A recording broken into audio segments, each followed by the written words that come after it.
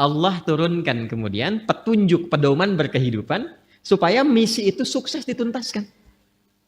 Ini bukti kasih Allah kepada kita. Tidak pernah memberikan kepada kita sebuah tugas berkehidupan kecuali diberikan perangkatnya. Demi Allah saya katakan, saking sayangnya Allah kepada kita, tidak pernah menugaskan apapun kepada hamba itu. Yang sering kita sebut dengan ujian itu.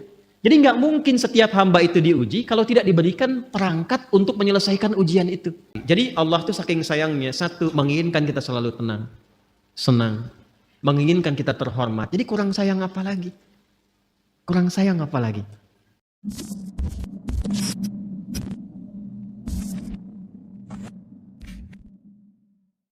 Baik, Islam datang membawa risalah ketenangan. Dan memang Nabi Adam pun ketika pertama kali bertugas di bumi, Allah memerintahkan untuk memulai tugasnya di bumi itu langsung oleh Allah difirmankan, semua misi yang dikerjakan oleh Adam alaihissalam itu yang paling menariknya adalah disertakan dengan konsepsi ketenangan dan kesenangan. Jadi sebetulnya aktivitas dunia itu kalau kita mengikuti tuntunannya, itu prinsipnya itu tenang dan senang. Ingat itu ya, tenang dan senang. Baik.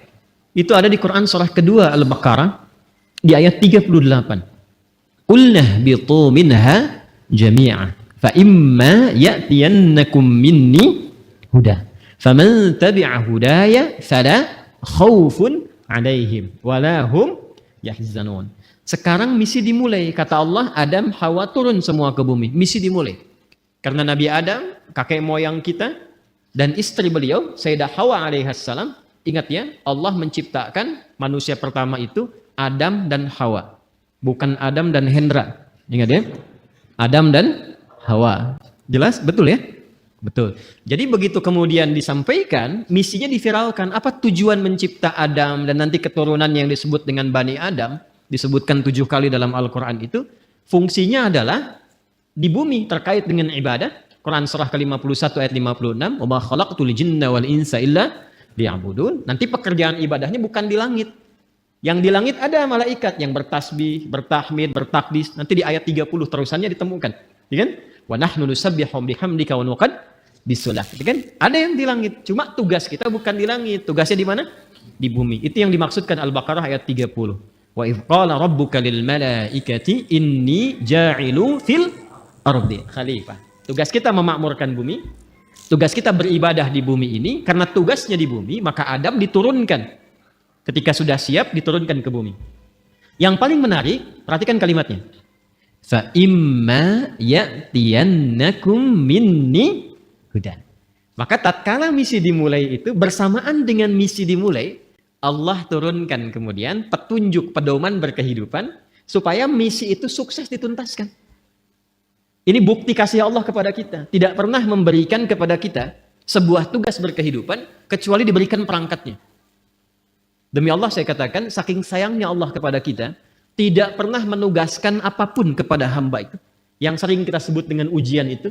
Jadi nggak mungkin setiap hamba itu diuji kalau tidak diberikan perangkat untuk menyelesaikan ujian itu.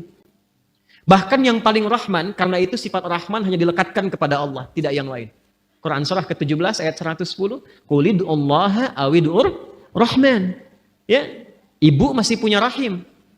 Manusia masih bisa belajar dari keteladanan itu, tapi rahman hanya milik Allah. Karena kasihnya begitu luas. Jangankan diberikan perangkat. Dengan sifat rahmat Allah itu, kaidah langsung diturunkan. Allah langsung memberikan penjelasan, tidak mungkin bahkan seorang hamba diuji melampaui batas kemampuannya. La yukallifullahu nafsan illa. Itu sayangnya Allah kepada kita. Jadi nggak mungkin setiap kita itu diuji dengan persoalan.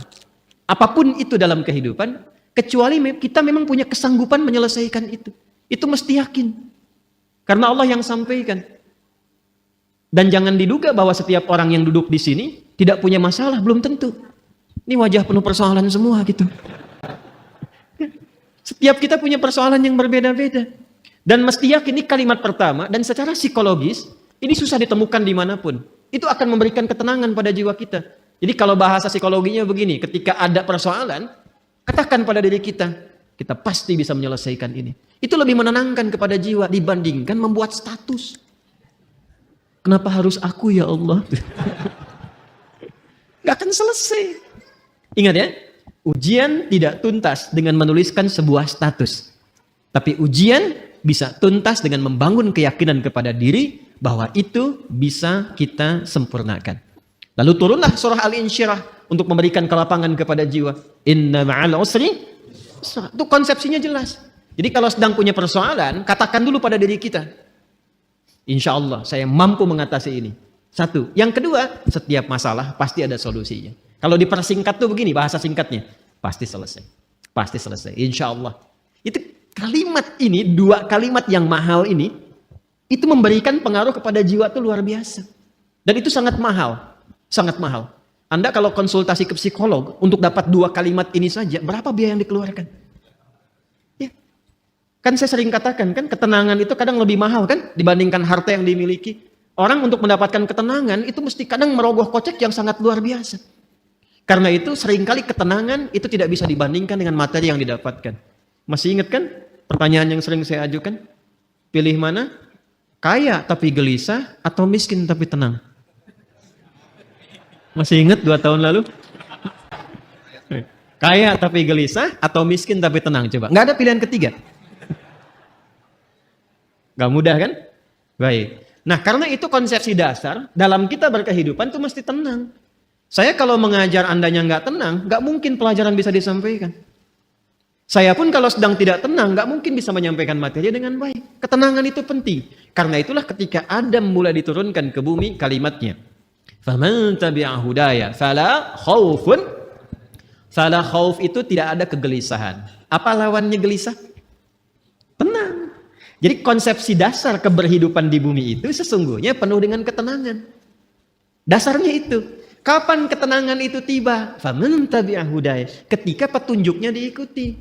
Jadi kalau ada keberhidupan kita dalam konteks apapun, apakah di rumah tangga, di pekerjaan di kantor, kehidupan sosial, yang membuat kita tidak lebih tenang, boleh jadi, maaf, bukan karena jabatan yang kurang tinggi.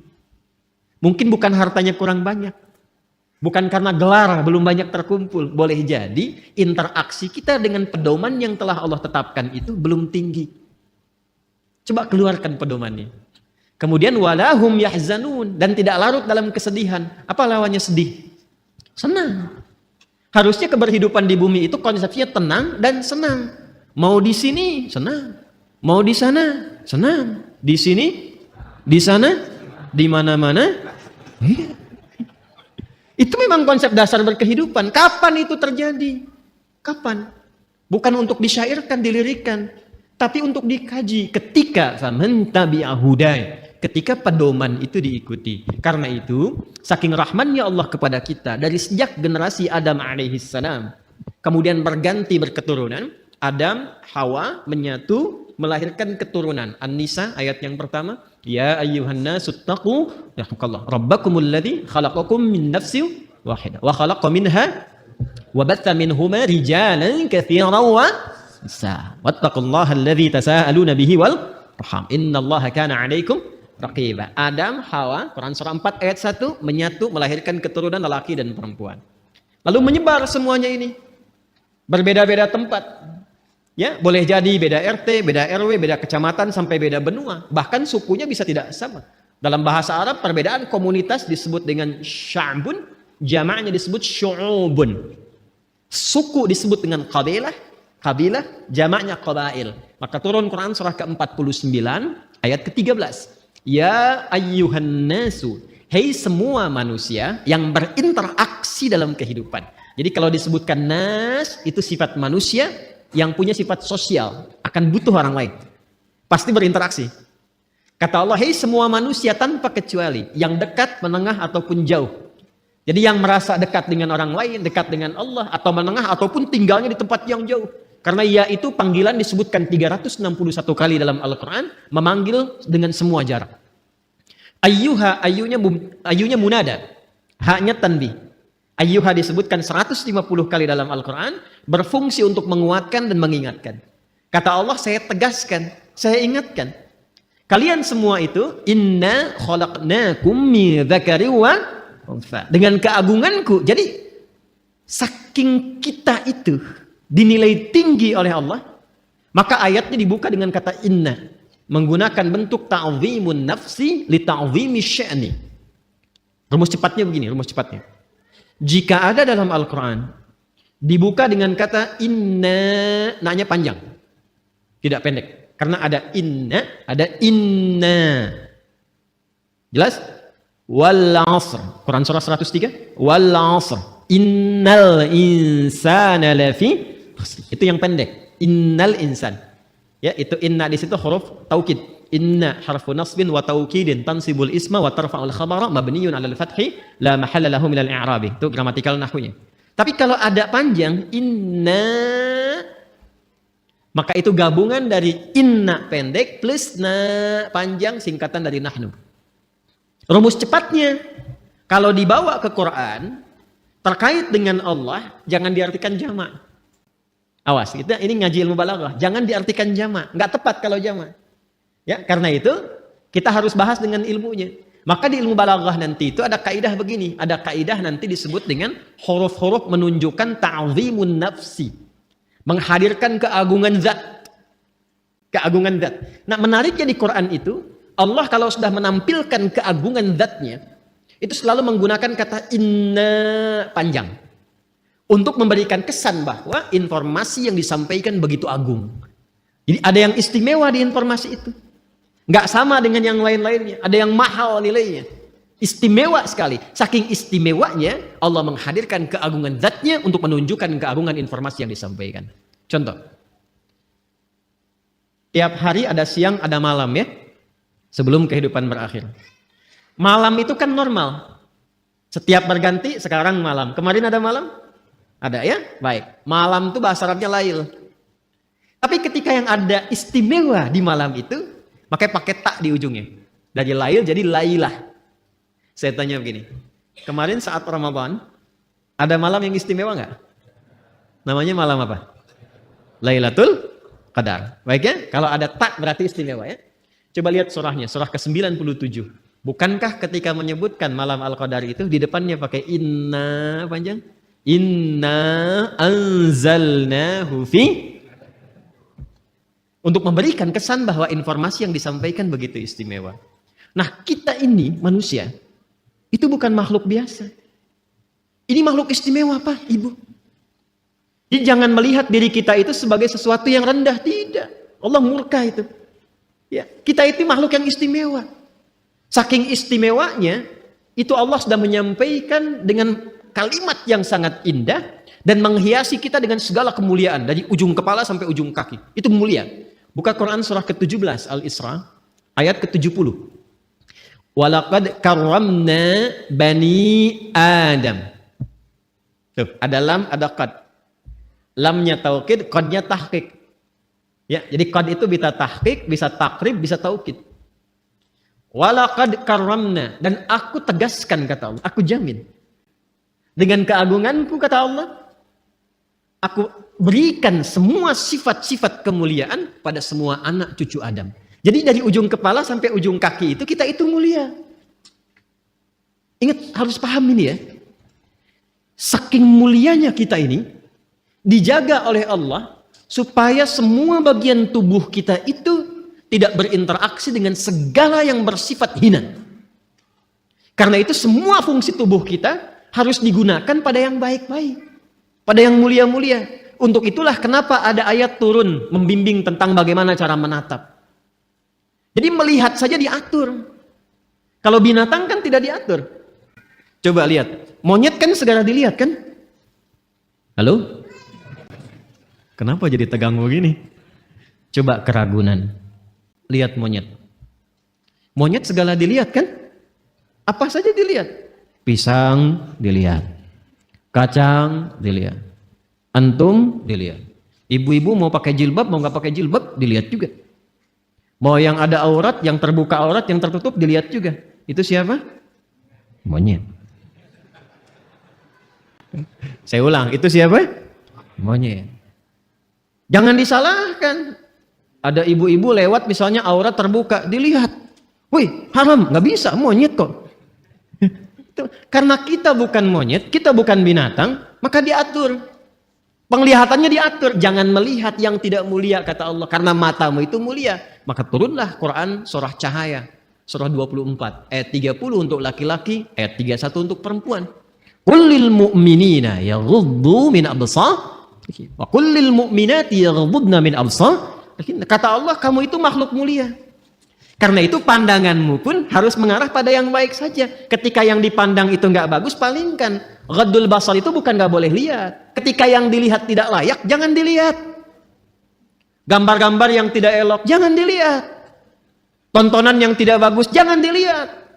Proyek yang bukan punya Anda, jangan dilihat. Alas kaki keluar dari sini bukan punya Anda, jangan dipaksakan dilihat-lihat. Paham? Kenapa? Karena kita itu mulia. Maka muncul hukum haram. Haram itu akarnya seakar dengan kata hurmah. Diserap ke dalam bahasa Indonesia menjadi hormat. Hormat itu dari bahasa Arab. Asalnya hukum haram itu, ini dasarnya filosofinya, maknanya. Kenapa hukum haram ini muncul? Dasarnya bukan ingin membatasi manusia beraktivitas, bukan. Tapi Allah menginginkan kehormatan kita terjaga. Jangan dilakukan. Kalau kamu mengerjakan ini, kehormatan kamu runtuh di hadapan Allah dan manusia. Coba silahkan cek. Kalau ada orang mencuri dan diketahui mencuri dipublikasikan, kehormatannya runtuh tidak? Runtuh. Pezina diketahui, runtuh. Pembegal, pencuri, perampok, koruptor, terbuka, runtuh. Allah tidak ingin. Allah tuh sayang dengan kita. Jangan sampai terjadi. Jadi tidak harus semua dilihat. Yang melihat semuanya tanpa batasan, siapa? Jadi kalau ada manusia ingin selalu melihat tanpa ada batasan, ya patut dipertanyakan, di mana nilai kemanusiaannya? Jelas sampai di sini? Ini gambaran ujung kepala sampai dengan ujung kaki. Jadi Allah tuh saking sayangnya, satu, menginginkan kita selalu tenang, senang, menginginkan kita terhormat. Jadi kurang sayang apa lagi? Kurang sayang apa lagi? Nah, dan yang paling menarik adalah ketika kita terlahir ke muka bumi ini, diberikanlah kemudian bekal-bekal untuk mendapatkan itu semua. Ini karena edisi spesial, saya akan menggali ini saja, karena ini sekaligus yang memberikan sebuah petunjuk langsung dari Al-Quran dan hadis-hadis Nabi Muhammad SAW untuk mendapatkan ketenangan tadi, kenyamanan tadi, keterjagaan tadi. Maka sejak manusia terlahir, diberikanlah fitrah berkehidupan, ditanamkan dalam jiwanya yang akan menjaga dia tetap dalam status yang terhormat di hadapan Allah. Itulah potensi fitrah yang disebut dengan takwa. Maka turunlah Quran surah ke-91 di ayat 7 sampai dengan ayat 10. Wa nafsi wa ma sawwaha. Dan demi jiwa setiap manusia yang disempurnakan penciptaannya. Fa'alhamaha fujuraha wa taqwa. Maka demi menyempurnakan itu ditanamkanlah pada dirinya fitrah, potensi-potensi kebaikan, yaitu satu katalisnya namanya fujur, dan inti hidup berkebahagiaan itu yang disebut dengan takwa. Tugas kita adalah mengoptimalkan fitrah potensi takwa ini. Jadi kalau kita bisa keluarkan itu, naik cahayanya, naik ke mata, itu mata tidak akan pernah menatap kecuali yang baik-baik saja. Turun ke lisan orang yang sudah punya takwa, itu lisannya akan terjaga. Tidak pernah dia bertutur kecuali yang mulia saja. Sampai ke ujung kaki. Kalau sudah jadi mendapati bagian dari takwa itu, maka berubah nanti namanya. Kalau sendiri disebut taqi, kalau jamak disebut muttaqin. Kalau jamak disebut apa? Muttaqin. Orang kalau sudah mendapatkan muttaqin statusnya dan dia berlatih dengan amalan-amalan khusus, maka Allah jamin semua gerak langkah hidupnya akan langsung dibimbing oleh Allah dan dipastikan semua aktivitasnya berdampingan dengan kesuksesan dan kebahagiaan. Itu konsepsi dasar di ayat 2 sampai dengan 5 di surah Al-Baqarah. Dzalikal kitabu la raiba fihi hudal lil muttaqin. Siapa muttaqin itu? Ayat 3-nya. Alladzina yu'minuna bil ghaib. Baik, latihannya. Wa yuqimunas wa mimma razaqnahum walladzina yu'minuna bima unzila ilaihi wa ma unzila min wa bil akhirati hum yuqinun. Lihat, ulaika ala hudam rabbih wa ulaika humul muflihun. Langsung ke ayat 5. Mereka itulah orang-orang yang akan selalu diberikan bimbingan oleh Allah dalam setiap langkah hidupnya. Tidak ada yang paling indah kecuali mendapatkan bimbingan Allah. Hidayah itu Coba citrakan sebagai bimbingan. Ya, betul petunjuk dalam bahasa Arab. Petunjuk betul. Tapi petunjuk itu kalau kita tarik lebih dekat jadi terbimbing kita kan? Bimbingan dalam berkehidupan. Ada orang-orang yang selalu dibimbing Allah. Lisannya bertutur dibimbing. Bekerjanya dibimbing. Dan itu mahal. Ada orang yang ingin mendapatkan itu sampai rajin tahajud. Kan diantara manfaat tahajud itu kan mendapatkan bimbingan Allah. Ya, Quran surah ke-17 masih ingat? Ayat 79 itu sampai dengan ayat 81. Wa minal laili fatahajjad bihi nafilatan laka asa ay yab'atsaka rabbuka maqaman mahmuda. Kemudian apa yang terjadi? Wa qur rabbi adkhilni mudkhala sidqin wa akhrijni mukhraja sidqin waj'al li lil muttaqina masyaallah waj'al li min ladunka sultanan nasira. Jadi teman-teman sekalian, itu mahal itu. Untuk dapat hudan itu, bimbingan Allah yang menyertai aktivitas kita, ada amalan-amalan dasarnya setiap hari. Tahajud, Quran, itu jangan salah tuh. Makanya saya tuh sering cerewet, dekati Quran, sampai bikin komunitas, ya sampai kita mencoba untuk menjadi bagian ahli Quran. Karena mahal, yang dicapai itu bukan sekedar interaksinya, bimbingan Allahnya, kebahagiaannya gitu, ya, kesuksesannya. Pertanyaan terbesarnya, apakah sampai detik ini kita sudah menjadi bagian dari insan bertakwa atau belum? Kalau sudah mendapati itu, kita bagaimana cara mempertahankannya? Kalau belum mendapati itu, bagaimana mengoptimalkannya? Itu yang coba kita gali di pertemuan malam hari ini. Kita akan mengaji malam ini dengan nuansa ilmiah yang tinggi. Karena itu butuh fokus yang luar biasa. Karena boleh jadi detil pembahasan ini belum didapati di kitab-kitab khusus. Jadi kita mesti menyatukan dulu beberapa referensi, baru kita bisa mendapatkan tautan-tautan ini. Karena itu, ini kajiannya cukup mendalam di malam hari ini. Sekali lagi, butuh fokus untuk kita semua. Kemudian nanti ada beberapa yang ingin saya tuliskan juga, dan ini akan menentukan pengenalan jati diri kita kepada diri kita masing-masing. Baik, kita mulai pembahasan kita malam hari ini, dan kiranya saya akan memulai untuk memberikan gambaran dalam bentuk tulisan. Bismillah. Mohon untuk dicek terlebih dahulu. Terdengar suara saya insyaallah? Baik ya. Di luar mudah-mudahan jelas ya suara saya. Kalau saya menulis di sini kelihatan di sana? Sudah pasti tidak? Sudah pasti. Jadi kalau kelihatan Anda luar biasa. Gitu. Saya ingin memastikan aja gitu kan. Baik. Nanti kalau ada sebagian sisi tidak terlihat, bisa nanti di-review ya, pada kajian yang telah terekam di YouTube, nanti dicek kembali. Dan memang dalam kehidupan itu seperti itu. Kita tidak bisa memuaskan semua kalangan. Ya. Yang bisa kita lakukan memberikan yang terbaik, sekalipun tidak mengharapkan kepuasan bagi seluruh kalangan. Jelas sampai di sini? Baik ya. Ibu kelihatan Bu? Belum ya, belum saya tulis. Luar biasa. Baik, bismillah. Ini saya akan membuat seperti ini dulu. Nah. Oke. Enak ya. Kurang lebih kotak seperti ini. Sudah? Baik. Lalu saya buat lagi lebih kecil skalanya seperti ini. Ya. Kadang-kadang orang sekarang ada yang membuatnya seperti ini. Ya. Kita hapus saja ya. Jangan menggoda, saya sudah berkeluarga. Dah, susah dihapus rupanya. Memang kalau hati sudah tersakiti agak sulit untuk dikembalikan. Dah. Ya sudahlah, ini bagian yang terakhir. Ini takin begini. Ya, baik. Gambar apa ini? Sudah ya? Baik, lihat baik-baik sekarang. Sekarang baru akan saya berikan namanya. Kotak besar, bagian terluar, kita tuliskan dengan nama Sodrun. Sodrun, Sod, Dal, Ra. Jamaknya Sudur. Sudah? Tenang, pelan-pelan dulu. Saya tes ya. Kotak besar bagian terluar diberi nama dengan apa? sadrun. Jamaknya apa? Sudurun. Di dalam kotak ini ada yang skalanya lebih kecil. Yang kedua nih, setelah kotak yang besar, di dalamnya ada lagi. Ini ilustrasi saja ya.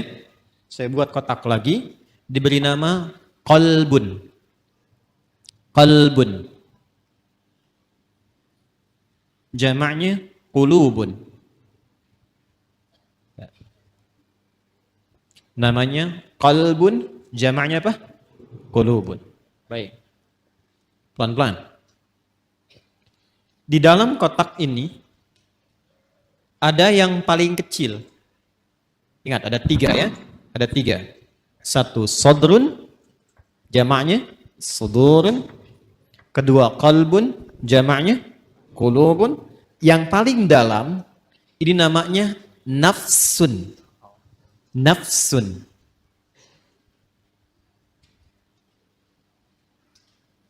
Nafsun. Apa jamaknya? Nafsun. Pelan-pelan. Jamaknya, namanya nafsun, jamaknya bisa 2. Bisa anfus, bisa nufus. Ya? Bisa anfus, bisa nufus. Ya. Anfus dan nufus. Infus tidak ada kaitannya. Ya. Jadi nafsun jamaknya anfus dan nufus. Sudah. Di dalam nafsun ini ada 2 fitrah yang Allah tanamkan dalam jiwa kita. Dan ini inti kehidupan kita ada di sini. Inti kehidupan kita. Jadi seseorang mengalami kehidupan kalau tinjauan dari fisikanya, biologinya, kan? Ketika jiwanya, rohnya sudah ada, maka dia mulai bergerak, maka dipandang hidup. Tapi bagaimana dia bergerak itu ada inti kehidupannya. Maka di dalam nafsun ini ada inti hidup kita. Ada 2 ditanamkan di dalamnya. 1, ada kutub positif, disebut dengan takwa. Ada lawan dari sini, terlihat sekilas lawan. Padahal nanti intinya sebetulnya sebagai katalis ya, untuk mensupport supaya nilai takwa ini muncul. Yang kedua disebut fujur namanya. Ya. Dan ini nanti sifat kehidupan, ini akan seperti ini. Selalu ada positif, negatif. Kutub positif, kutub negatif. Apapun itu, kalau mau ditarik ke dunia elektrik juga seperti itu. Di baterai itu kan ada kutub positif, ada kutub negatif. Di kimia itu di atom ada proton, ada elektron. Gitu kan ya? Baik. Kita lepaskan dulu semua itu. Kita kenali diri kita saja supaya tidak terlampau melebar. Nah, ini inti jiwa kita itu, di dalam diri kita yang terdalam, itu ada ini, ada takwa dan fujur. Dalilnya apa? Ke Quran surah 91 Asy-Syams ayat 7 sampai 10 tadi yang Anda tuliskan yang pertama kali. Wa nafsin wa ma sawaha. Dan demi nafas ini, demi jiwa, demi nafas yang telah sempurna penciptaannya. Ya, sawwa itu sempurna. Kapan itu sempurna menjadi nafas? Ketika roh mulai masuk ke dalam diri, ke dalam jasad. Di usia 4 bulan. Jadi usia 4 bulan itu roh ditiupkan menyatu ke dalam jasad. Pelan-pelan. Dari mana taunya? Nanti dibuka hadis Nabi Muhammad SAW. Kalau paling mudah mungkin lihat saja Al-Arba'in, kan lebih mudah diakses ya. Hadis nomor keempat dari sahabat Abdullah bin Mas'ud radhiyallahu taala anhu. An Abi Abdurrahman Abdullah bin Mas'ud radhiyallahu taala anhu. Qala Rasulullah sallallahu alaihi wasallam wa huwa sadiqul masduq. Inna ahadakum yujma'u fi batni ummihi 40 yawman nutfah. Thumma yakunu mithla dhalika 'alaqa, thumma yakunu mithla dhalika mudghah. Thumma yursalu ilaihi al-malak fayanfukhu fihi ruh. Jadi setiap kita anak cucu Adam dicipta oleh Allah, berproses dalam rahim ibundanya itu 40 hari pertama proses percampuran antara spermatozoa dengan ovum. 40 hari kedua membentuk zigot. Mulai menempel di dinding rahim, mulai berproses. 40 hari ketiga menjadi mudghah, sebentuk daging kerantan. Mulai ada bentuknya di 40 hari ketiga ini, baru kemudian diutus malaikat untuk meniupkan roh dengan izin Allah Subhanahu wa taala. 40 hari ketiga, 40 hari dikali 3, berapa jumlahnya? 120 hari. Kalau 1 bulan itu kita genapkan misal 30 hari, 120 bagi 30 berapa? 4. Maka bertemu 4 bulan. Jadi ketika ada seseorang mengandung, seorang ibu misalnya, maka usia 4 bulan kandungan itu roh ditiupkan. Sudah ada roh tertanam. Dan nanti amalannya sudah beda, ingat. Antara roh belum masuk dengan roh sudah masuk, itu berbeda amalannya. Nanti supaya tidak melebar, lain waktu kita bisa buat kurikulum tersendiri tentang itu. Ayatnya ada semua. Ada semua. Jadi apa amalan suami istri, amalan suami, amalan istri, amalan suami terkait nafkah, ada. Jangan sampai membawa sesuatu yang haram. Dibawa ke rumah, diolah oleh istri, dimakan, masuk ke kandungan. Janin itu kasihan. Belum terlahir sudah mengonsumsi yang haram, itu bahaya itu. Bahaya. Dan nanti mengembalikannya nggak mudah. Ya, yuk pelan-pelan. Kembali ke sini. Nah, usia 4 bulan kandungan, ditiupkan roh. Di situ kemudian terjadi dialog kita untuk berkomitmen menuhankan Allah. Nanti ada diabadikan di Quran surah ke-7 Al-A'raf ayat 172. Tadi saya berjanji detailnya tidak saya tuliskan dulu. Ini untuk melengkapi apa yang tadi disampaikan. Wa idh akhadha rabbuka min bani adama min zuhurihim dzurriyyatahum wa ashhadahum ala anfusihim alastu bi rabbikum qalu bala syahidna. Jelas sampai sini? Nah, ini usia 4 bulan kandungan. Ketika roh ditiupkan, menyatu kemudian dengan jasad, maka berubah nanti namanya menjadi nafas. Jelas? Berubah menjadi apa? Nafas. Dari sini kemudian muncullah tanda-tanda keberhidupan.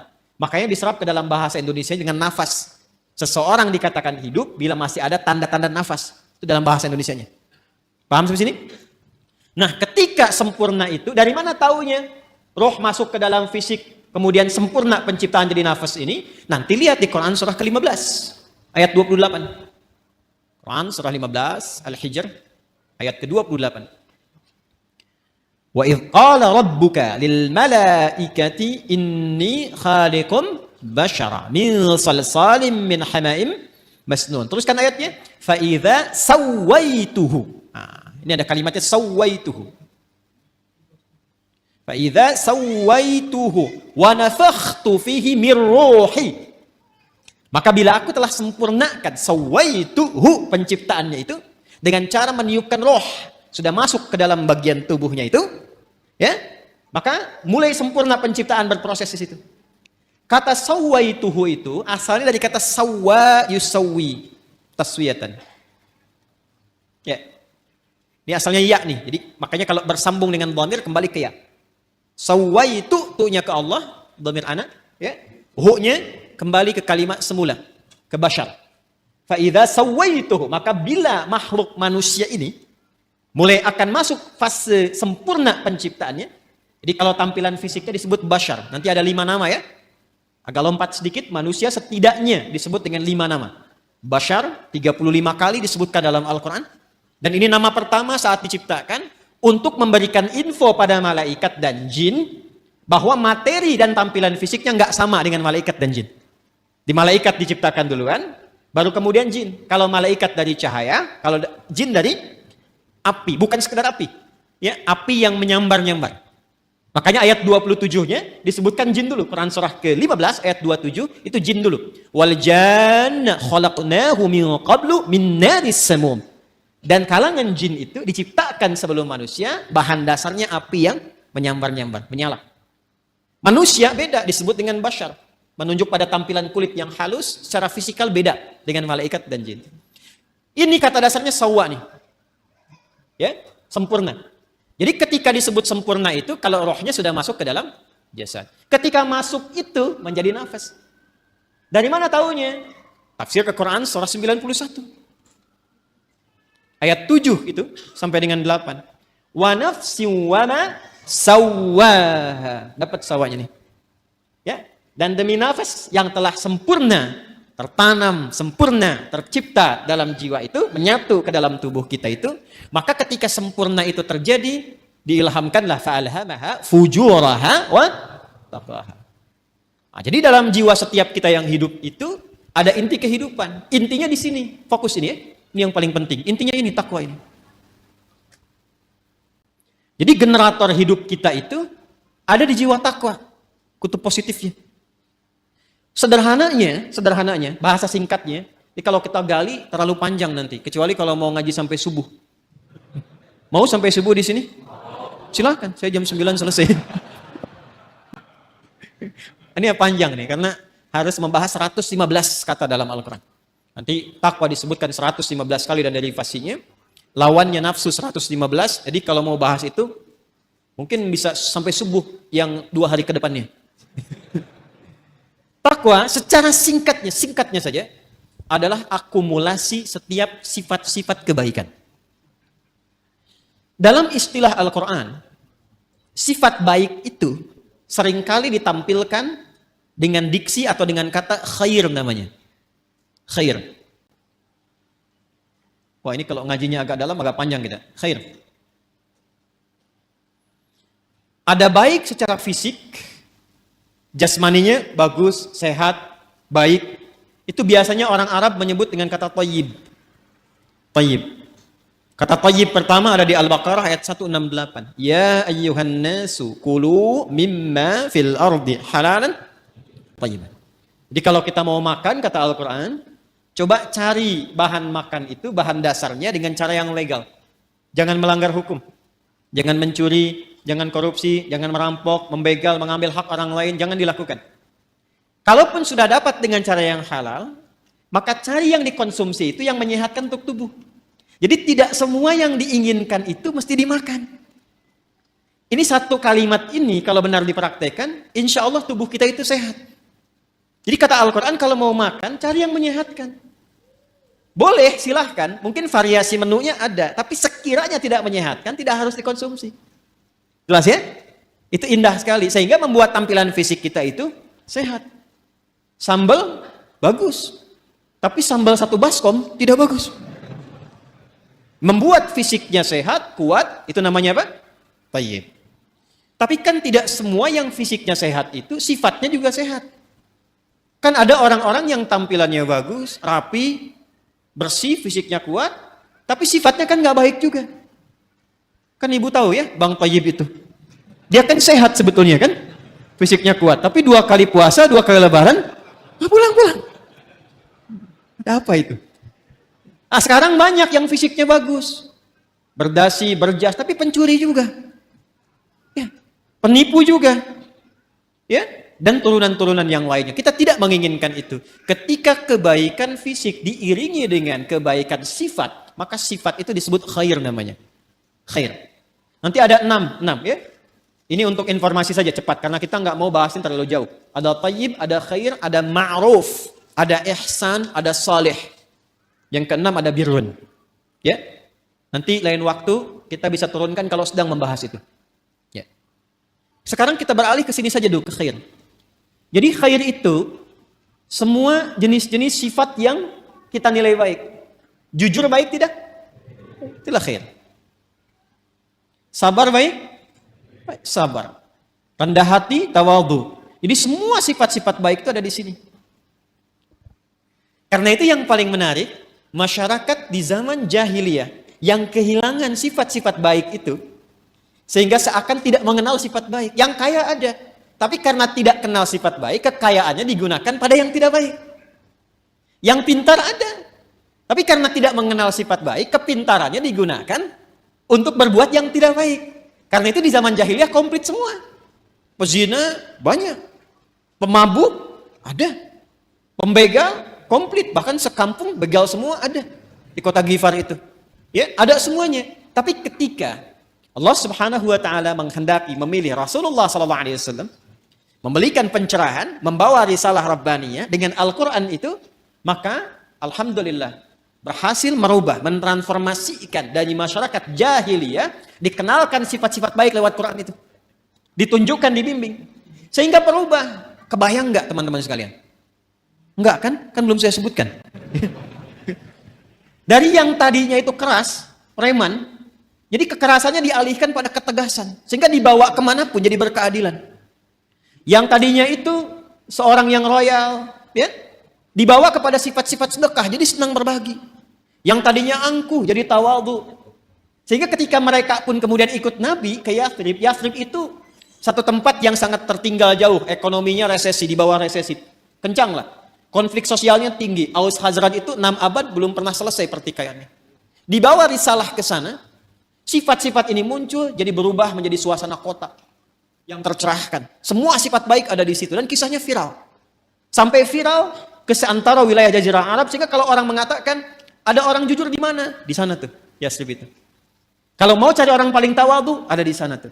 Sehingga ketika dikenal suasana kota, dalam bahasa Arab disebut Madinah, yang tercerahkan penuh dengan cahaya munawwarah. Maka dikenallah sampai dengan sekarang Al-Madinah Al-Munawwarah. Maka dipersaksikan langsung oleh Allah Subhanahu wa taala perubahan itu dari kalangan-kalangan komunitas pada masa itu, berubah dari jahiliyah menjadi punya sifat-sifat baik. Umat yang punya sifat-sifat baik disebut khair ummah. Maka turunlah Quran surah ketiga Ali Imran ayat 110 untuk memberikan keterangan itu.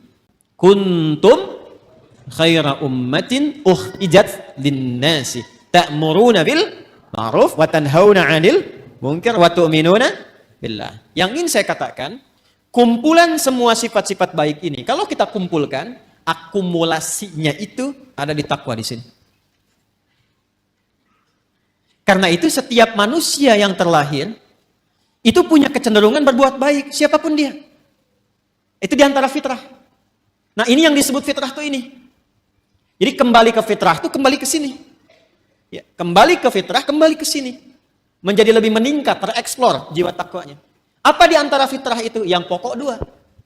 Satu adalah kecenderungan pada kebaikan. Karena itu manusia, sejelek apapun, itu tetap sebetulnya punya fitrah baik dalam jiwanya. Punya fitrah baik. Karena itu pencuri pun, itu pada hakikatnya nggak mau dicuri. Silahkan cek. Ya, pencuri pun nggak mau dicuri. Ya, siapapun penipu pun nggak mau ditipu. Kan saya pernah cerita 2 tahun lalu, masih ingat? 2 tahun lalu kan? Ya kan? 3 orang pencuri, 1 ketuanya, 1 asisten, yang 1 anggota kan? Begitu mereka mencuri itu, tiba-tiba setoran. Biasa setorannya sekian, yang 1 kurang, yang asisten. Begitu dicek ternyata dia nyimpan di belakang sakunya. Ketahuan, kata bosnya, kamu mencuri ya, padahal mereka baru mencuri. Jadi sejatinya setiap manusia itu tidak ingin berbuat curang. Hatinya pasti menolak. Nah, itu fitrah yang harus disentuh untuk kembali.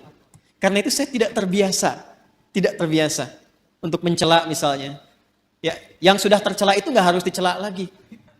Buang-buang energi mencela yang sudah tercela. Kita doakan sepanjang masih hidup dia punya hak untuk soleh. Orang salah itu, ingat ini ya, orang salah itu sepanjang masih berkehidupan tetap punya hak untuk soleh.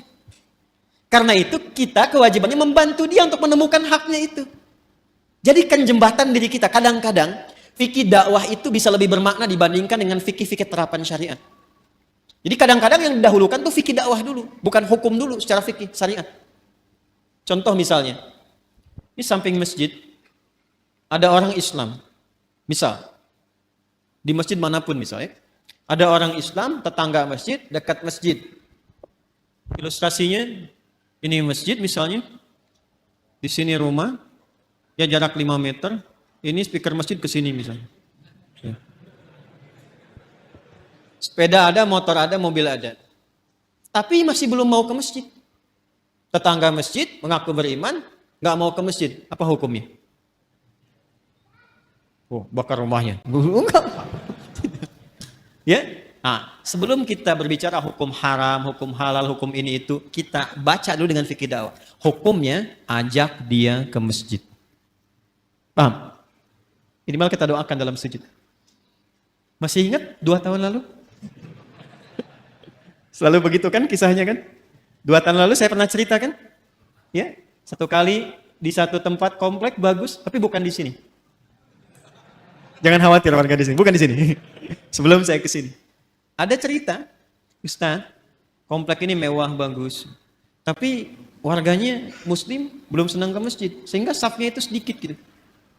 Oh, begitu Pak. Masya Allah saya bilang. Sudah didoakan? Sudah ditengok? Belum.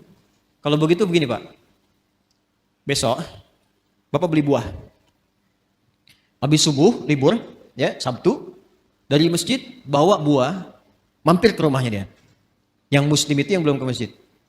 Nanti Bapak ke situ, kalau dia tanya, Assalamualaikum, aja apa kabar? Bapak bilang, Waalaikumsalam warahmatullahi wabarakatuh. Dia, Bapak sehat, sehat. Saya kira Bapak sakit. Nggak kelihatan di masjidnya ada buah gitu. Coba aja dulu. Itu alhamdulillah tuh. Pekan depannya, nambah jamaah itu. Pulang ke masjid. Kadang-kadang itu masih didahulukan deh. Itulah khair. Itulah khair. Jadi akumulasi dari setiap ini, khair itu membentuk karakteristik apa? Takwa. Nah ini mesti dioptimalkan. Karena kalau ini keluar, setiap kita insya Allah otomatis jadi orang baik. Ya, pasti dia orang baik tuh, insya Allah. Karena Allah yang jamin. Ini mesti dioptimalkan. Nah untuk menjadikan percepatan ini keluar, maka ada katalisnya. Belajar kimia ya? Ya, kan ada ikatan-ikatan dia, termasuk yang mempercepat. Untuk mempercepat ini keluar, muncul. Ya, kalau mangga pengen cepat matang dia apa? Dikarbit ya, bahasa sederhana dikarbit ya. Ini ada katalis supaya cepat keluar ini muncul, maka diciptakanlah lawannya. Lawan ini sejatinya bukan lawan kontra, tapi untuk memberikan stimulus supaya yang ini cepat keluar. Disebutlah fujur namanya. Maka setiap ditemukan sifat baik di sini jujur, maka akan ada lawannya di sini di fujur. Misal, di sini ada jujur, di sini pasti ada dusta. Anda sekuat apapun membuat kalimat, tidak ada dusta di antara kita, tetap dustanya ada. Karena ini bawaan untuk mempercepat ini keluar. Sabar di sini ada amarah. Tawadu, rendah hati di sini ada sombong. Ya. Karena selalu berlawanan. Wa min kulli syai'in khalaqna zawjaini la'allakum tadhakkarun. Segala hal itu aku ciptakan berlawanan supaya kalian sadar, kata Allah, hanya aku yang tunggal, yang tidak punya pasangan.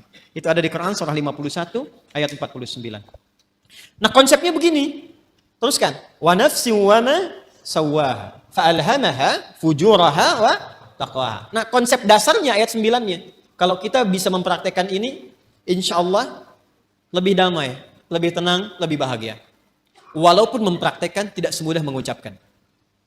Qad aflaha man zakka. Dijamin kata Allah. Jadi qad itu ada tahqiq, ada takrib.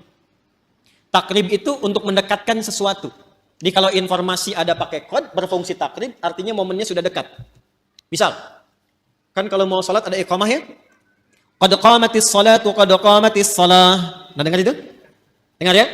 Qad qamatis salah maksudnya apa? Salat sudah dekat, siap ditunaikan. Qadnya takrib di situ. Ada yang bermakna tahqiq, taukid, penguat, penjamin. Ya, yang di sini itu penjamin, penguat. Ya, qad aflaha man zakkaha. Kata Allah, aku jamin.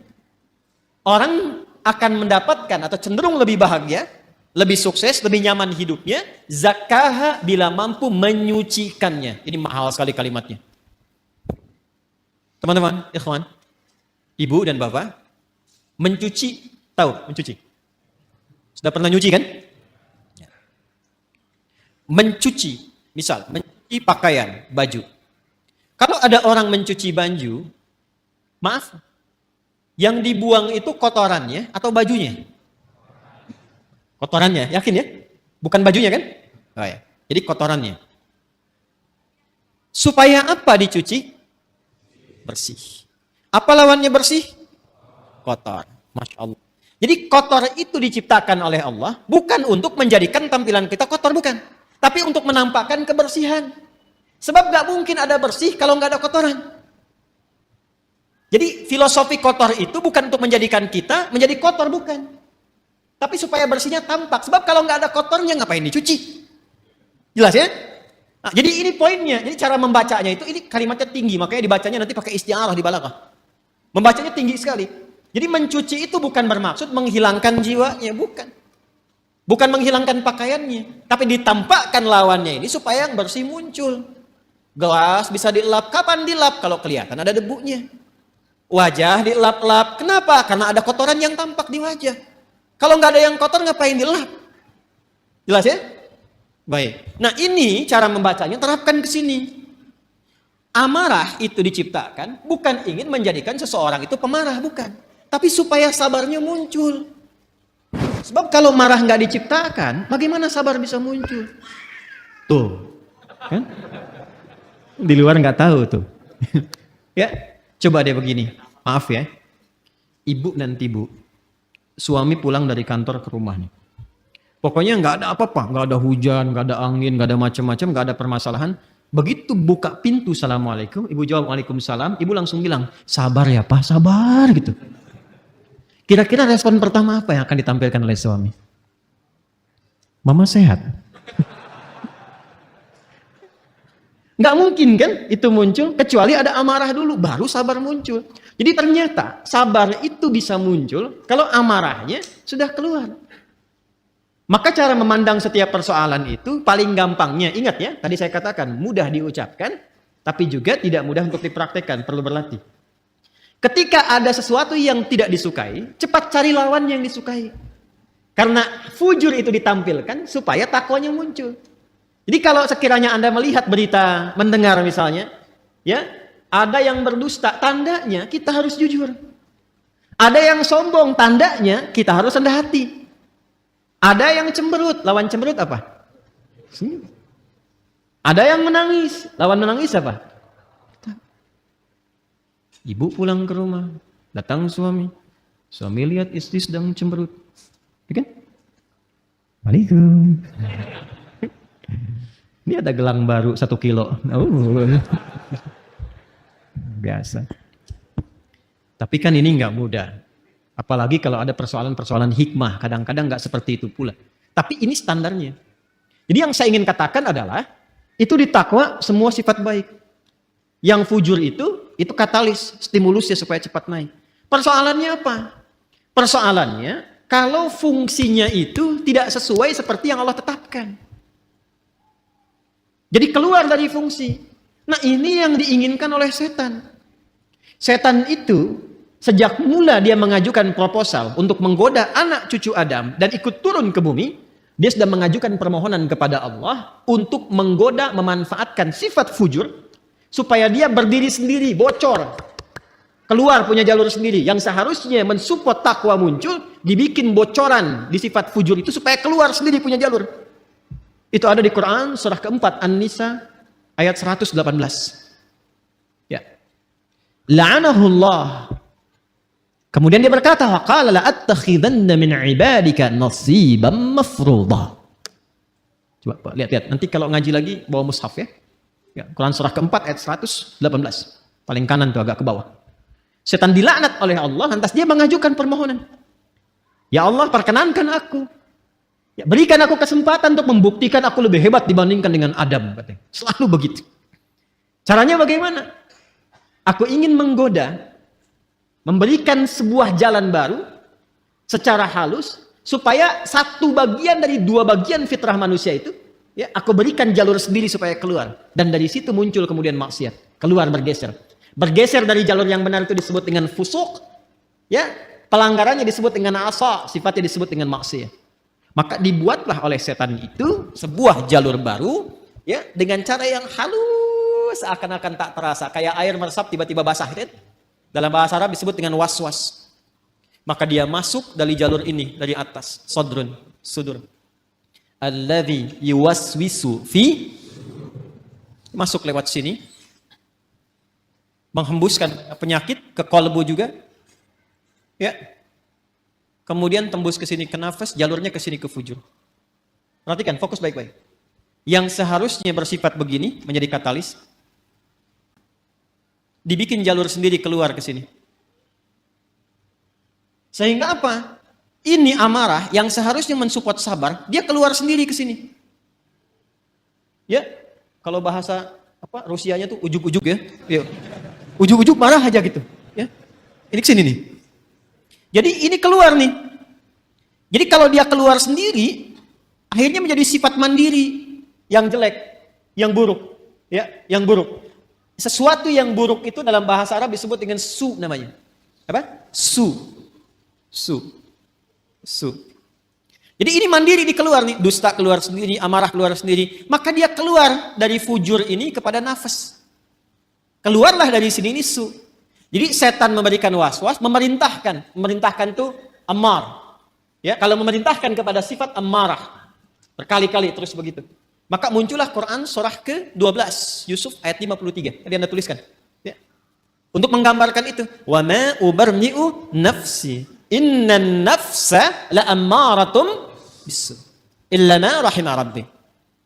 Aku nggak bisa menilai diriku itu orang suci. Fala tuzakku anfusakum. Jangan menilai diri kita suci, tidak. Sepanjang masih hidup, akan selalu ada peluang setan menggoda dan membocorkan sifat fujur ini. Sehingga keluarlah perbuatan su dari nafas. Kita menyingkatnya karena nafas asalnya netral, nafas itu netral. Tapi ketika yang keluar su, kita sering satukan nafas dengan su, jadi nafsu. Oh.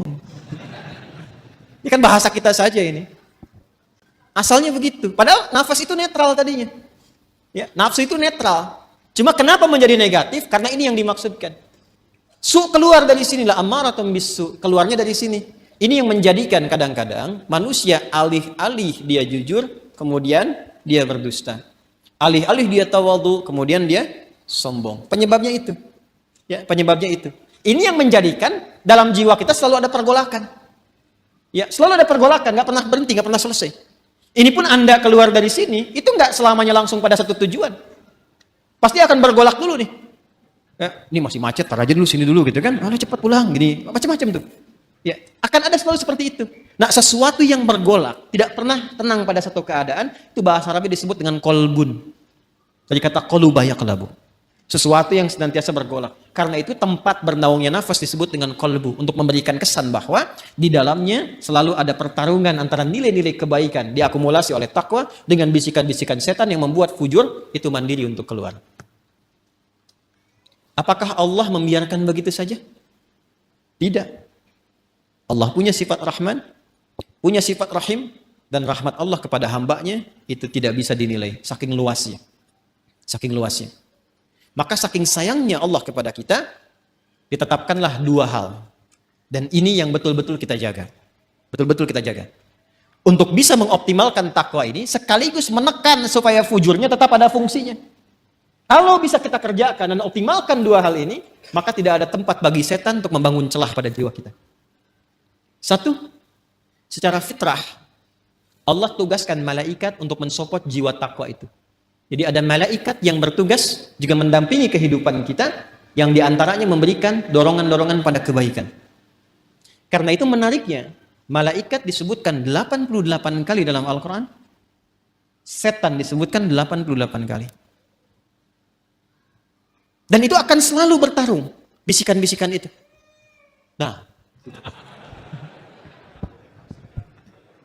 ya. Allahu Akbar, Allahu Akbar. Pernah ada suasana hati? Cepat, sudah adzan, siap-siap. Pernah ada begitu? Tapi ketika La ilaha illallah baru adzan, belum qomat. Pernah begitu? Iya kan? Ya. Wujuhu yawma idzin nadhirah. Wajah-wajahnya kelihatan. Ya itulah pertarungannya selalu begitu. Selalu begitu. Maka apa kata Nabi sallallahu alaihi wasallam? Istafti qalbak. Tanyakan pada jiwa hatimu yang paling dalam ketika kita berada dalam suasana-suasana untuk memberikan sebuah putusan. Jadi kalau sedang ada kegelisahan, harus memilih misalnya, kan yang paling sulit itu dilema di antara dua cinta. Ya kan? Antara harus mengikuti ta'lim misalnya atau menyempurnakan tugas yang lain. Misal, ya kan? Maka dia timbang. Di situ ada timbangan-timbangan, mana yang paling banyak pahalanya, mana yang paling Allah senangi, mana yang paling bermaslahat, mana yang paling banyak kebaikannya. Kan bisa jadi Anda melamar pekerjaan kan, diterima di dua perusahaan, ya kan? Maka apa yang harus kita lakukan? Salah satu jalannya adalah itu, tanyakan pada jiwa hati yang paling dalam, yang kira-kira ada unsur kebaikannya banyak didapatkan. Makanya supaya cahaya malaikat itu bisikannya kuat, maka lakukan amalan-amalan dan set tempat kita bertinggal itu, ya tempat kita beraktivitas yang sekiranya malaikat senang. Makanya di Islam itu fikihnya komplit. Di rumah misalnya ada suasana yang kira-kira malaikat gak senang, jauhi. Ya kan? Hal-hal yang kira-kira menyenangi malaikat, datangi. Sehingga melatih kita untuk selalu dekat. Apa misalnya majlis ilmu, itu banyak malaikatnya. Baca Quran ditemani malaikat. Bahkan kalau sudah lancar ada malaikat khusus menjaga. Ma'asyafratil kiramil bararah. Orang yang lancar bacaan Qur'annya dan rajin dia mengaji, ditemani malaikat khusus. Ya, safaratil kiramil bararah. Dan kalimat kiramil bararah itu punya makna yang merubah ahli Quran ini menjadi lebih baik. Makanya saya sering katakan ahli Quran yang benar itu bukan dilihat dari berapa banyak khatamnya, berapa lancar bacaannya, dilihatnya berapa bagus perubahan pada perilakunya. Itu yang diakui oleh Quran sendiri. Di Quran surah 35 Fatir, di ayat 32, ya, thumma awrasnal kitaba alladhina istafaina min ibadina faminhum zalimun li nafsi wa minhum muqtasid, yang berhasil, wa minhum sabiqun bil khairati bi idznillah. Kalimatnya sabiqun bil khairat, ya, bukan sabiqun bil khatmah, bukan yang paling banyak khatamnya.